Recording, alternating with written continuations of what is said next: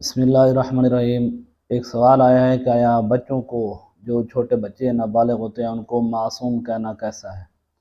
اس کا جواب یہ ہے کہ معصوم کا شرعی معنی دیکھا جائے تو شرعی معنی اس کا یہ بنتا ہے کہ معصوم ان کے لیے بولا جاتا ہے کہ جن کے لیے حفظ الہی کا وعدہ ہو چکا ہو، جن کے سبب ان لوگوں سے گناہ کا واقع ہونا ناممکن ہو، محال ہو، اور وہ صرف اللہ کے انبیاء ہیں اور فرشتے ہیں، ان کے علاوہ دنیا میں کوئی معصوم نہیں ہے۔ جہاں تک بچوں کا تعلق ہے، جو نابالغ بچے ہوتے ہیں ان کو لوگ معصوم کہتے ہیں، تو وہاں پر شرعی معنی مقصد نہیں ہوتا اس کا،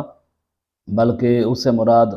جب چھوٹے بچوں کو معصوم بولا جاتا ہے تو اس سے مراد کیا ہوتا ہے کہ ناسمجھ بچہ، اسی طرح سیدھا سادہ بچہ، یہ مراد لیے جاتے ہیں اس معنی میں معصوم